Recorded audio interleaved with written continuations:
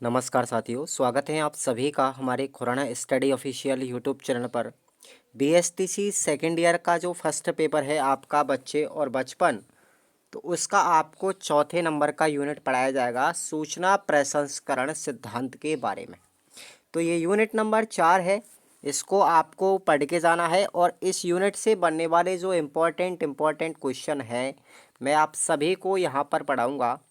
साथ ही साथ आपके जितने भी छोटे प्रश्न हैं निबंधात्मक जो अपने ऑब्जेक्टिव टाइप के प्रश्न हैं उन सबको आपको एक बार मोटी नज़र के साथ में रिवाइज करके जाना है। तो चलिए साथियों, मैं शुरुआत कर रहा हूँ केवल रिवीजन के तौर पर, ताकि आप लोग अपनी सीरीज़ को एक अच्छे ढंग से पढ़ सकें। ठीक है, आपको इतना ज़्यादा टेंशन लेने की आवश्यकता नहीं है, क्योंकि मैंने पिछली बार भी इसी तरीके से इसी ही पैटर्न को अपनाया था और स्टूडेंट ने 85 प्लस तक भी परसेंटेज बनाए हैं हमारे ही वीडियोस को देख करके। आपको मैंने बता भी दिया है, स्क्रीनशॉट बच्चों के बहुत सारे मैंने डाले हैं। तो आप लोग टेलीग्राम को ज्वाइन कर लीजिए और साथ ही साथ हमारा जो ऐप है साथियों खुराना स्टडी ऑफिशियल, उसको आप प्ले स्टोर से डाउनलोड कर लेंगे। उसमें आपको हमारे 20 मॉडल पेपर साथ में उनके आंसर भी आपको दिखाए गए हैं। तो वो प्रश्न बहुत ही ज़्यादा इम्पोर्टेंट रहेंगे यहाँ के बजाय। चलिए, आपका जो पहला प्रश्न है वो है आपका, सांस लेना, रक्त संचालन जैसी क्रियाएं मस्तिष्क के कौन से भाग में नियंत्रित होती है? तो आंसर हो जाएगा आपका मेडुला ऑब्लोंगेटा। ठीक है, ये अपने मस्तिष्क के पिछला भाग होता है जस्ट। ठीक है, यानी इसको हम पश्चिम मस्तिष्क भी कहते हैं। उसके बाद अगला क्वेश्चन है, संप्रेषण का कार्य मस्तिष्क के कौन से भाग के द्वारा किया जाता है? तो आंसर होगा अपना प्रमस्तिष्क के द्वारा। तीसरा क्वेश्चन है आपका, अनुमस्तिष्क का मुख्य कार्य क्या है? तो अनुमस्तिष्क का मुख्य कार्य होता है शरीर की संतुलन को बनाए रखना, यानी जो शारीरिक गतिविधियां हमारी होती हैं उन सभी पर नियंत्रण रखने का काम करता है अनुमस्तिष्क। नेक्स्ट क्वेश्चन है अपना, शरीर की प्राण रक्षा संबंधी संक्रियाओं का संचालन एवं नियंत्रण किसके द्वारा किया जाता है? याद रखना आप लोग, मेडुला ऑब्लोंगेटा के द्वारा किया जाता है। अगला क्वेश्चन है आपका, हमारी ज्ञानेंद्रियां निरंतर कहाँ से सूचना प्राप्त करती रहती है? तो ये होती है हमारी पर्यावरण से सूचना प्राप्त करती रहती है। आपको ये जो मैं सीरीज पढ़ा रहा हूँ इसमें आपको निबंधात्मक प्रश्नों को छोड़ करके मैंने निबंधात्मक प्रश्नों को अच्छे ढंग से अपने ऐप के अंदर पढ़ाया है। वहाँ पर भी आप लोग उनको पढ़िएगा और उस कोर्स को ज्वाइन कीजिए। निबंधात्मक प्रश्न यहाँ पर आपको नहीं बताए जाएंगे और निबंधात्मक प्रश्न ना ही इस पीडीएफ में आपको अवेलेबल करवाए जाएंगे इस सीरीज के अंदर। ठीक है, अब देखिए अगला क्वेश्चन है, सूचना प्रसंस्करण का अंश क्या है? तो घोषणात्मक, प्रक्रियात्मक, अनुबंधात्मक, यानी उपरोक्त सभी इसका डी आंसर हो जाएगा। अगला क्वेश्चन है, किस स्मृति की संचयन अवधि सबसे कम होती है? तो संवेदी स्मृति जो है उसकी सबसे कम संचयन अवधि होती है। अगला क्वेश्चन, किस स्मृति तक पहुंचने में सूचनाओं को सभी स्मृतियों से गुजरना पड़ता है? आंसर हो जाएगा अपना दीर्घ स्मृति तक पहुंचने में। नेक्स्ट क्वेश्चन है, साइकिल चलाना, लिखना, पढ़ना किस स्मृति के उदाहरण है? आंसर होगा अपना अंतर्निहित स्मृति के उदाहरण है। नेक्स्ट क्वेश्चन है अपना 10वां, आज 4 बजे किससे मिलना है? ये किस स्मृति का उदाहरण है भैया? ये अपना स्पष्ट स्मृति का उदाहरण है। बिल्कुल राइट टाइम 4 बजे बताया गया है इसलिए। अगला क्वेश्चन है, हमारे शरीर की प्रत्येक क्रिया के लिए क्या आवश्यक है? तो स्मृति बहुत जरूरी है, क्योंकि हम पढ़ के आ रहे हैं स्मृति प्रसंस्करण मॉडल। ठीक है, अगला क्वेश्चन आपका है, कान, जीभ व आँखें सभी मिलकर किस विधि से याद करने पर सक्रिय हो जाते हैं? यानी जोर जोर से हम बोलेंगे तो हमारे जितने भी इंद्रियां हैं वो सब के सब एक्टिव हो जाती है। अगला क्वेश्चन है, वर्तमान युग को क्या कहते हैं? इसको हम सूचनाओं का युग कहते हैं। अगला क्वेश्चन, सीखने सिखाने की प्रक्रिया को किस सिद्धांत ने प्रभावित किया है? इसको किया है साथियों सूचना प्रसंस्करण सिद्धांत ने इसको प्रभावित किया है। नेक्स्ट क्वेश्चन है, अनुभव से प्राप्त ज्ञान कहाँ संचित होता है? तो ये हमारे मस्तिष्क के अंदर संचित होता है। अगला क्वेश्चन है, सीखना किस क्रिया के अंतर्गत आता है? तो सीखना हमारी आंतरिक क्रिया के अंतर्गत आता है। अगला क्वेश्चन है, सूचना प्रसंस्करण मॉडल किस पर आधारित है? ये हमारे स्मृति प्रक्रियाओं पर आधारित है। इंपॉर्टेंट, इसको लगा लीजिए।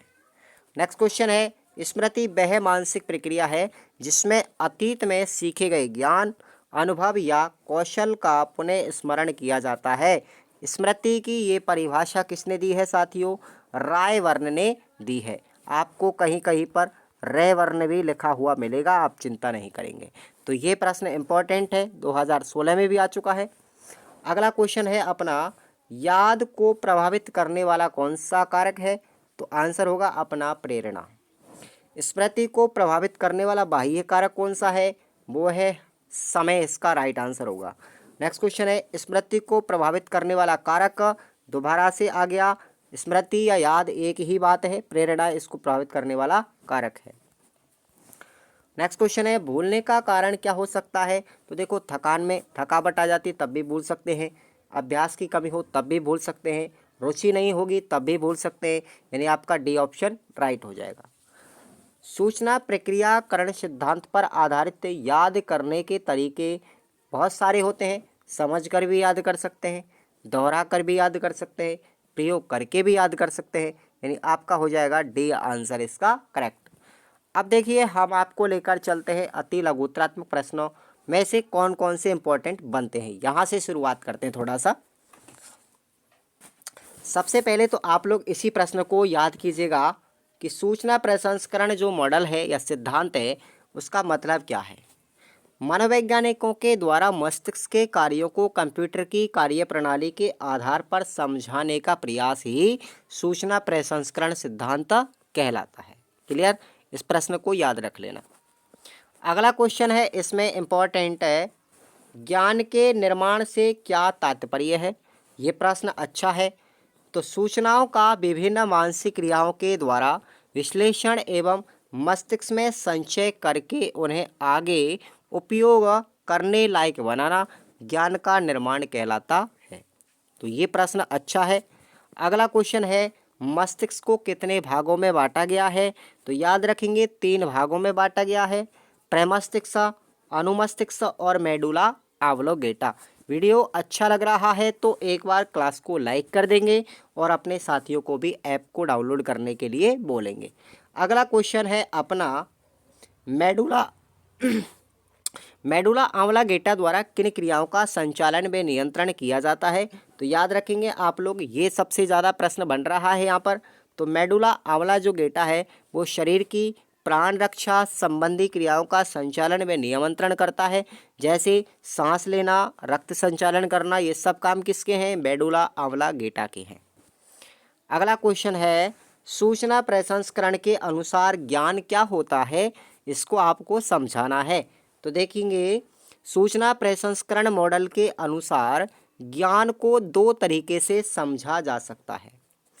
एक तरीके से ज्ञान 2 प्रकार के होते हैं, एक सामान्य ज्ञान, दूसरा विशिष्ट ज्ञान। दूसरे की बात करें तो ज्ञान को 3 भागों में वर्गीकृत किया गया है, घोषणात्मक, प्रक्रियात्मक और अनुबंधात्मक। कहने का मतलब ये है कि ज्ञान सबसे पहले 2 भागों में डिवाइड किया गया, उसके बाद 2 भागों के बाद में यहाँ पर विशिष्ट आया और सामान्य भी आया। उसके बाद इधर 3 प्रकार का बन गया ये, ठीक है, घोषणात्मक, उसके बाद यहाँ पर प्रक्रियात्मक और तीसरे नंबर का अनुबंधात्मक। इस तरीके से आपको डिवाइडेशन करना है। विशिष्ट ज्ञान और सामान्य ज्ञान की परिभाषा आपको याद रख के जानी है। अगर पूछे विशिष्ट ज्ञान कि जिसका प्रयोग हम किसी विशेष प्रकरण या परिस्थिति में ही करते हैं, उसको हम विशिष्ट ज्ञान कहते हैं, जैसे गणित के सवालों को हल करना। सामान्य ज्ञान की बात करें तो इसका प्रयोग हम प्रतिदिन के सामान्य कार्यों या परिस्थितियों में उपयोग करते हैं, तो वो सामान्य ज्ञान कहलाया, जैसे खाना पीना आदि। ये सब क्या है? सामान्य जनरल क्रिया होती है। बात करते हैं घोषणात्मक कार्य, तो यहाँ पर ये जो 3 प्रकार के मैंने कार्य आप ज्ञान बताए हैं आपको, 5 प्रकार के, जैसे सामान्य ज्ञान, विशिष्ट ज्ञान, घोषणात्मक, अनुबंधात्मक, प्रतीकात्मक, ये 5 प्रकार के ज्ञान में से आपको एक प्रश्न अवश्य पूछा जाएगा। तो ये आप लोग याद रख लीजिए यहाँ पर, ठीक है। अब बात करें हम घोषणात्मक ज्ञान की, तो इसकी भी परिभाषा याद कर लेना। जैसे शाब्दिक जानकारी, तथ्य आदि जिसका संबंध क्या से होता है वो क्या है, घोषणात्मक ज्ञान है। बात करें यहाँ पर प्रक्रियात्मक ज्ञान की, तो ज्ञान जो कार्य के साथ साथ प्रयोग में आता है, जैसे इसका संबंध कैसे जो शब्द होता है उससे होता है, तो वो प्रक्रियात्मक ज्ञान है। अनुबंधात्मक ज्ञान की बात करें तो इसका जो संबंध होता है वो अर्जित ज्ञान को कब प्रयोग करने से होता है। अब एक इम्पॉर्टेंट प्रश्न मैंने आपको बता ही दिया था कि सूचना प्रसंस्करण मॉडल किस सिद्धांत पर आधारित है भैया, ये अपने स्मृति के कार्यों पर आधारित है। अच्छा इंपॉर्टेंट क्वेश्चन है, ये 2 बार रिवाइज हो चुका है। नेक्स्ट क्वेश्चन है कि भाई कंप्यूटर में सूचना प्रसंस्करण में किन किन अवयवों का प्रयोग होता है, तो 3 अवयव याद रखना, इनपुट, आउटपुट और प्रोसेस। ये आप लोग काफ़ी दिनों से पढ़ते भी आए हैं, यानी इनपुट को बोलेंगे आगत, प्रोसेस को बोलेंगे प्रक्रिया और आउटपुट को बोलेंगे निर्गत। सूचना प्रसंस्करण मॉडल स्मृति में सूचनाएं कितने स्तरों पर विभाजित होती है, 3 भागों में या 3 स्तरों पर प्रक्रमित होती है।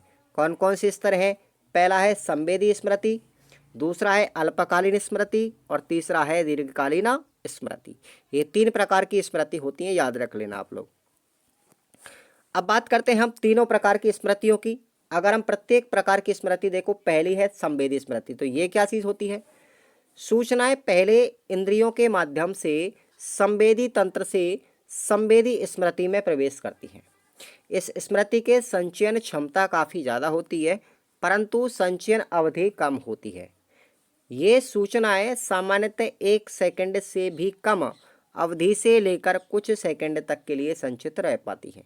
ये होती है हमारी संवेदी स्मृति, यानी इसका जो संचय काल होता है सबसे कम माना जाता है।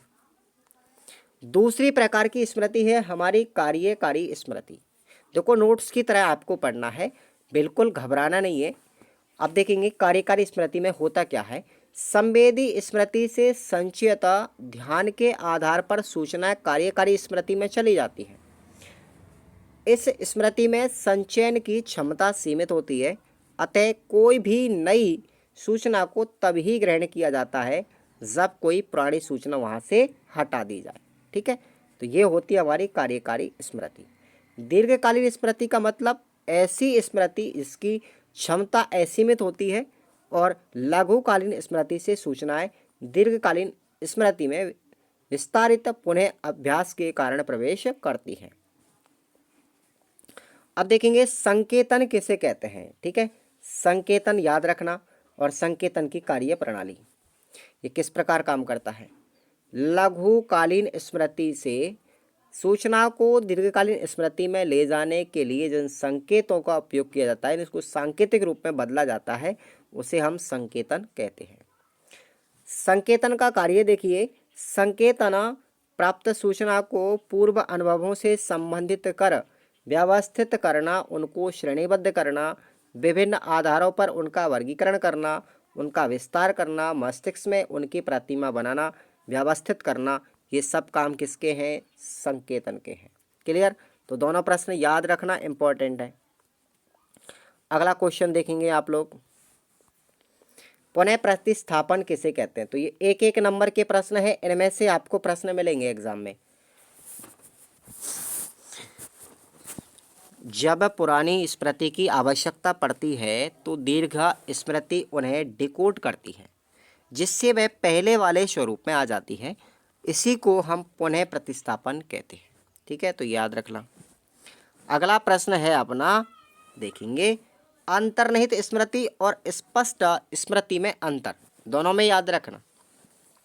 अंतर्निहित स्मृति में वह ज्ञान सम्मिलित है जिन्हें चेतनापूर्ण या सुविचारित ढंग से याद नहीं रखा जाता, वे स्वयं ही याद आ जाते हैं, जबकि स्पष्ट स्मृति में यह ज्ञान सम्मिलित है जिनको चेतनापूर्ण या स्पष्ट ढंग से याद रखा जाता है। तो ये दोनों में डिफरेंट याद रखना। अगला क्वेश्चन है आपका के वाला, स्मरण के मुख्य अंग कौन कौन से हैं, इंपॉर्टेंट है। स्मरण के मुख्य अंग हैं सीखना, धारण करना, पुनः स्मरण करना और पहचानना। ये 4 अंग हैं, याद रखना भैया। अच्छा प्रश्न है ये, इम्पोर्टेंट है, ठीक है। अगला क्वेश्चन देखेंगे, सहचर्य विधि क्या है? सहचर्य विधि क्या है?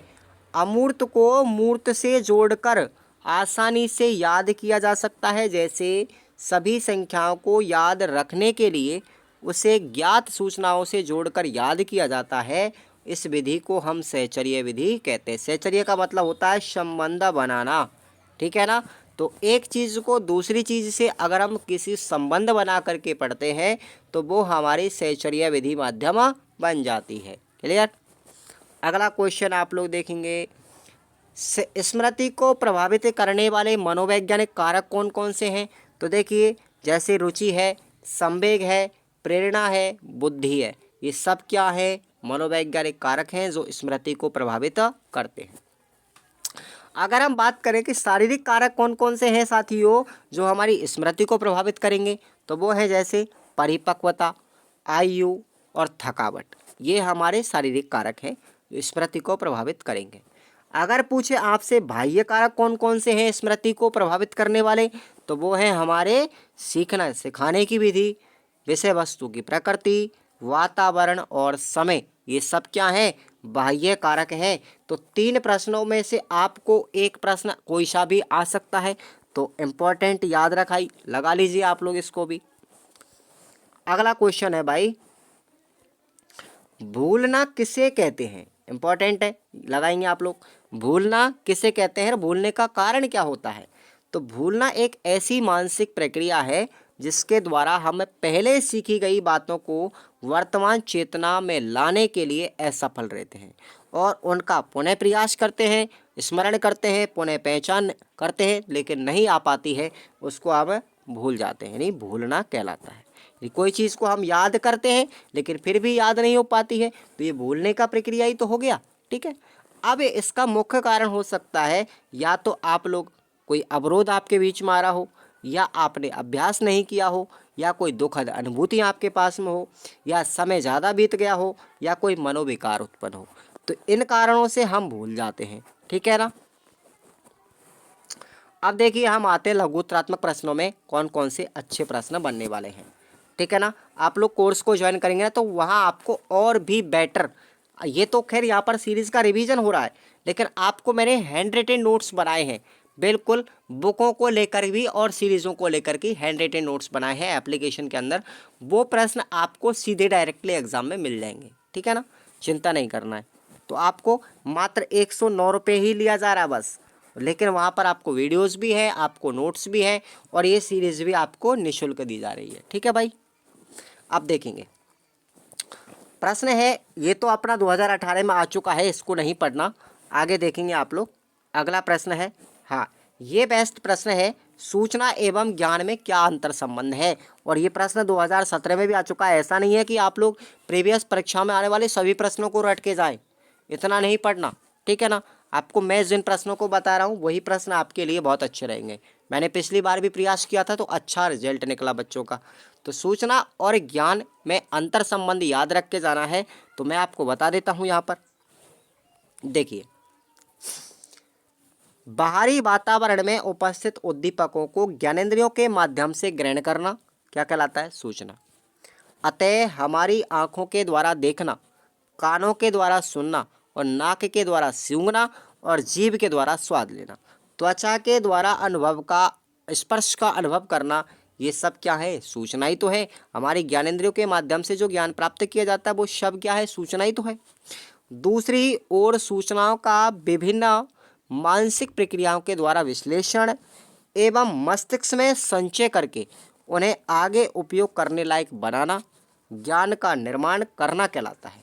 अब देखिए, परिभाषा मैंने आपको अभी बताई थी कि ज्ञान का निर्माण करना किसे कहते हैं, तो ये ज्ञान का निर्माण करना ही तो हो गया। तो ये परिभाषा आपको ऊपर भी मैंने पढ़ाई थी। अगर आपसे पूछा जाए, ये वाली आप लोग पॉइंट को भले ही याद मत रखना, ठीक है ना। सूचना क्या होती है, सूचना और मस्तिष्क में संचय कैसे होता है, ज्ञान का उपयोग, इस पॉइंट को आप लोग भले मत करना। आप इतना भी अगर लिख के आ गए ना तो आपको कोई नंबर नहीं काटेगा, आपके पूरे पूरे नंबर दे देगा, ठीक है ना। आपको 2 नंबर आएगा तो 2 नंबर का आपको दे देगा इसका। आगे देखेंगे अगला क्वेश्चन। अब देखेंगे सूचना प्रसंस्करण मॉडल के अंतर्गत सीखना होता क्या है भाई, ठीक है ना, याद रखेंगे इसको, इम्पोर्टेंट है, इसको लगा लीजिए आप लोग। तो अथवा में अगर आपसे ये भी प्रश्न पूछा जा सकता है कि सूचना प्रसंस्करण मॉडल और व्यवहारवादी मान्यता से किस प्रकार अलग है। प्रश्न अलग अलग है लेकिन आंसर दोनों का एक ही होगा। शैली बदली जा सकती है प्रश्न की, तो आपको घबराना नहीं है। यह मॉडल व्यवहारवादियों की मान्यता कि सीखना एक बाहरी प्रक्रिया है, इस बात को नकारता है। कौन सा मॉडल? ये हमारा जो सूचना प्रसंस्करण मॉडल है, ये नकारता है इस बात को व्यवहारवादियों की। व्यवहारवादी क्या मानते हैं कि भाई सीखना तो एक बाहरी प्रक्रिया है, लेकिन इस बात को नकारता है सूचना प्रसंस्करण मॉडल। और क्या बताता है, ये विश्लेषित करता है कि उद्दीपक और अनुक्रिया के बीच में मस्तिष्क में एक महत्वपूर्ण आंतरिक प्रक्रिया के बिना किसी भी प्रकार का अपेक्षित व्यवहार दिखना संभव नहीं है। अतः सीखना एक आंतरिक प्रक्रिया है, न कि कोई बाहरी। तो ये बात किसने बताई थी कि सीखना एक आंतरिक प्रक्रिया है? ये सूचना प्रसंस्करण मॉडल ने बताई थी। जबकि व्यवहारवादी क्या मानते थे कि भाई सीखना तो बाहरी प्रक्रिया है। जहाँ व्यवहारवादी की मान्यता में व्यवहार ही सीखना है, वहीं सूचना प्रसंस्करण मॉडल के अनुसार ज्ञान सीखा जाता है, जिसके परिणाम स्वरूप व्यवहार में बदलाव दिखता है। इससे यह भी पता चलता है कि सूचना प्रसंस्करण मॉडल में सीखने वाले को एक सक्रिय प्राणी के रूप में माना जाता है, जो सूचनाओं पर विभिन्न प्रकार के आंतरिक कार्य या प्रोसेसिंग करके जो ज्ञान का निर्माण करता है। तो ये अपना हो गया प्रश्न, इंपॉर्टेंट है, इसको आप लोग पढ़ के जरूर जाए। अब देखेंगे अगला प्रश्न है, स्मृति की आपसे पूछी जाएंगी विशेषता। तो आप लोग याद रखेंगे, प्रश्न अलग अलग तरीके से है, कोई फर्क नहीं पड़ता, लेकिन हमको याद रखना है स्मृति की विशेषताएं क्या होती है। तो देखेंगे आप लोग स्मृति की विशेषताएं, देख लीजिए आप लोग। भाई स्मृति के संबंध में कई धारणा प्रचलित हैं, जो भिन्न भिन्न लोगों ने परिभाषित भी की थी। अब देखिए, स्मृति मनुष्य की सामान्य संचय शक्ति है जो चेतना के स्तर में आ सकती है। पहली परिभाषा, स्मृति एक नया अनुभव है जो पूर्व अनुभवों की स्थितियों द्वारा निर्धारित होता है और दोनों के बीच का संबंध भी स्पष्ट समझा जा सकता है। अनुभवों को प्राप्त करना और उनका संचय करना, कुछ समय बाद उन्हें पुनः चेतना के चित्र में लाना, जो शक्ति हम में है उसी को हम स्मृति तो कहते हैं। ठीक है, पहले सीखी गई बातों को वर्तमान चेतना में लाना, याद करना या स्मृति तो कहलाती है। इस तरीके से आपको याद करना है। और याद रखना, अगर हमको कोई स्मृति लानी है बाद में, तो हम उसकी जांच दो तरीके से कर सकते हैं। पहला तो उसको रिकॉल करके यानी पुनः स्मरण करके, और दूसरा है रिकॉग्नाइज यानी पहचान करके। तो ये दो तरीके हैं स्मृति को पुनः पहचानने के। ठीक है, हमको आई है अथवा नहीं आई है। अगला क्वेश्चन देखेंगे आप लोग, भूलना। अभी आपको मैंने बताया था विस्मरण यानी भूलना। भूलना होता क्या है? तो अगर हम भूलना की बात करें तो वो पहला वाला प्रश्न आपको याद हो जाएगा, यानी कि एक ऐसी मानसिक प्रक्रिया है जिसके द्वारा हम पहले कोई बात सीखी गई है उसको हम वर्तमान चेतना में लाने में असफल हो जाते हैं, यानी हमको समय पर वो चीज़ याद नहीं आती है, तो वो कहलाती हमारी भूलना। इससे हम स्मरण की विपरीत प्रक्रिया भी कह सकते हैं। स्मरण मतलब याद करना और विस्मरण का मतलब भूलना। यह भी सीखने सिखाने में जीवन पर्यंत चलने वाली प्रक्रिया है। मनोवैज्ञानिक ने इसके स्वरूप की चर्चा करते हुए इसे निष्क्रिय तथा सक्रिय प्रक्रिया भी कहा। भूलने को लेकर के कुछ अवधारणाएं और भी प्रचलित है हमारे वातावरण के अंदर। तो देखेंगे क्या बताते हैं कि भूलना तो एक निष्क्रिय मानसिक प्रक्रिया है, अर्थात समय बीतने के साथ साथ हम भूल जाते हैं, क्योंकि मस्तिष्क में बने स्मृति चिन्ह अपने आप ही क्षीण हो जाते हैं। समय अंतराल में जब कोई दूसरा काम आता रहता है या अगर हम करते हैं तो कुछ नया पाठ सीखना होता है, तो मौलिक विषय हम भूल जाते हैं। हम जीवन की दुखद घटनाओं का हम दमन करते हैं, परिणाम स्वरूप हम उनको भी भूल जाते हैं। अतः भूलना तो एक सक्रिय मानसिक प्रक्रिया है। अभी आप लोग पूछेंगे सर मुझे याद नहीं होता, तो भाई भूलना एक स्वाभाविक प्रक्रिया है, आप वही तो पढ़ने जा रहे हो। कुछ लोग कहते हैं, कुछ बच्चे ये भी कहते हैं कि सर मुझे याद नहीं होता, मैं बार बार भूल जाता हूँ। तो बेटा भूलना कोई बड़ी चीज़ नहीं है, भूलना तो एक प्रकृति का गुण है, हमारे स्वभाव का एक गुण है। आप लोगों का भूलना एक कारण मैंने अभी आपको बताया था, या तो थकावट हो सकती है, अभ्यास में कमी हो सकती है, बहुत सारे कारक हो सकते हैं। हमारा वातावरणीय कारक हो सकते हैं, हमारे शारीरिक कारक हो सकते हैं, मानसिक कारक हो सकते हैं।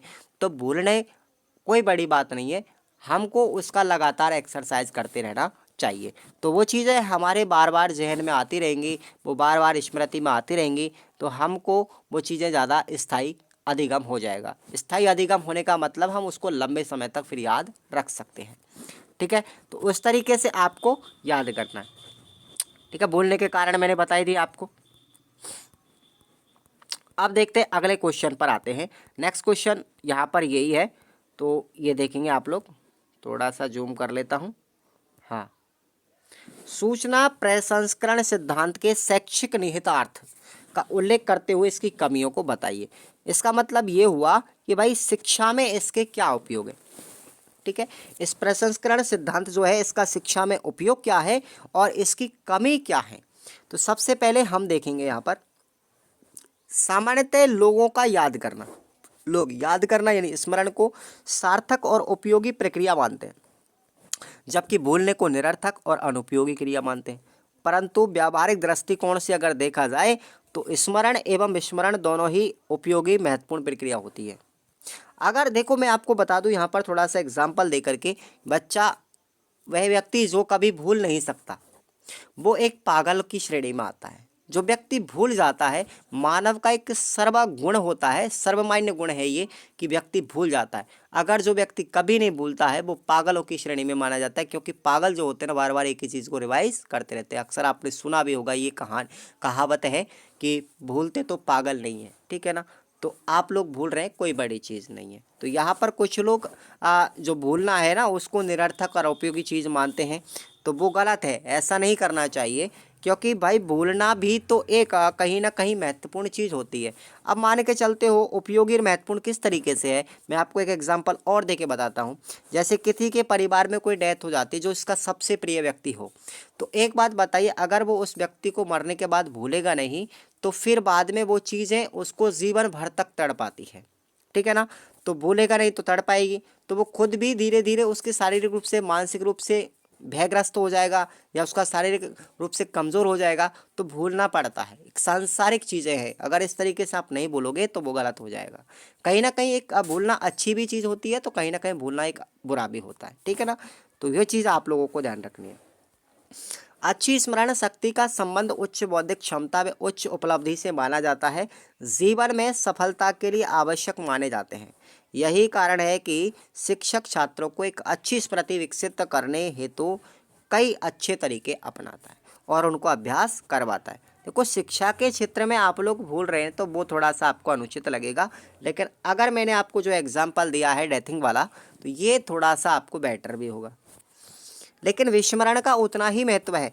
बोलने की क्षमता की वजह से बच्चे क्षण के महत्व की अनुपयोगी निरर्थक बातों को भूल जाते हैं, जिससे उनके मस्तिष्क में अनावश्यक बोझ नहीं बढ़ता। आ गई ना वही वाली बात, कोई गलत चीज़ हमने सीखी है तो उसको भूलना चाहिए। अगर आप नहीं बोलेंगे तो उसका असर जो होगा वो एक लंबे समय तक होगा, जो हमारे लिए नुकसानदायी है। अगला है, कभी सोचा है कि भूलने की क्षमता अगर नहीं होती तो दुखद अनुभवों से हम कैसे उभर पाते, जीवन कैसा होता। बच्चों के जीवन में कई ऐसी घटनाएं और अनुभव होते हैं जिनको भूलना सामान्य जीवन के लिए आवश्यक हो जाता है। आ गई ना वही वाली बात जो मैं अभी आपको जस्ट बता रहा था। गलत उच्चारण, अशुद्ध लेखन आदि को दूर करने में भी भूलना एक बहुत अच्छी भूमिका निभाता है, सहायक होता है। आप किसी चीज़ का गलत उच्चारण कर रहे हैं तो एक बात बताइए, आप लोग भूलो उस गलत उच्चारण को, बोलेंगे तभी तो आप लोग शुद्ध उच्चारण सीख पाएंगे। तो यहाँ पर भी अत्यंत उपयोगी है भूलना। कई बार नया सीखने के लिए हमको पुराना भूलना पड़ता है, क्योंकि एक व्यवधान डालता है। अतः हम कह सकते हैं कि बच्चे की शिक्षा में स्मरण और विस्मरण दोनों का कोई ना कोई महत्वपूर्ण स्थान जरूर है। शिक्षक का दायित्व है कि वे अनुकूल तथा उपयुक्त परिस्थितियों का निर्माण करके बच्चे में शिक्षक के रूप में या सीखने के रूप में सहायक बने। ठीक, अब देखेंगे हम सूचना प्रसंस्करण मॉडल में कई मामलों में उपयोगी भी हो सकता है। जैसे कुछ इसकी सीमाएं भी होती है। यह ज्ञान के निर्माण को बहुत अधिक सरलीकृत रूप में प्रस्तुत करता है, जबकि एक जटिल प्रक्रिया भी होती है, ये कमी है इसकी। इसने मानव मस्तिष्क को एक मशीन के रूप में बना दिया है पूरी तरीके से। मनुष्य की भावना और चिंतन विविधता को आजकल नज़रअंदाज भी कर दिया है। तो ये सारे इसकी कमियां भी हो सकती हैं। तो कोई चीज़ आप लोग जानते हो, हर चीज़ के दो पहलू होते हैं। कोई ना कोई चीज़ जहाँ पर इम्पोर्टेंसी रखती है तो कहाँ ना कहीं पर उसकी अनइम्पोर्टेंसी भी होती है। कोई चीज़ जितना अच्छी भी होती है ना, उतनी बुरी भी होती है। अब आप लोग शिक्षा कर रहे हो, पढ़ाई कर रहे हो, तो देखिए आपको कहीं ना कहीं अपने फ्यूचर में एक अच्छा स्थान भी दिलाएगी। लेकिन यहाँ पर आप लोग सोच रहे होंगे क्या पढ़ाई पढ़ाई दिन भर, ये पढ़ाई हमारा कहीं ना कहीं, अब आप लोग एसटीसी को लेकर चल रहे होंगे, कब परीक्षा होंगी, आप लोग इससे डिप्रेशन में जा रहे हो। तो आपको डिप्रेशन में नहीं जा रहा है, आगे फ्यूचर में यही एसटीसी आपको 3rd ग्रेड में टीचर भी बनाएगी। और टीचर दुनिया का सबसे बड़ा पद माना जाता है। तो साथियों, आज की ये यूनिट हमारी 4 कंप्लीट होती है और हम पढ़ेंगे यूनिट नंबर 5 के इंपॉर्टेंट क्वेश्चन। आप लोग इनको रट के चले जाना, जो जो मैंने प्रश्न आपको बताए हैं। और आप लोग एप्लीकेशन को जरूर डाउनलोड करेंगे। वहाँ पर खुराना स्टडी ऑफिशियल एप्लीकेशन है, जिस पर मात्र 109 रुपये आपसे लेंगे, ज़्यादा नहीं लिया जा रहा। और आपको वहाँ पे पूरा पीडीएफ वीडियोस और साथ ही साथ आपको ये सीरीज़ की पीडीएफ भी आपको निःशुल्क दी जा रही है, क्योंकि कई क्षेत्रों के अंदर ये सीरीज़ अवेलेबल नहीं हो पाती।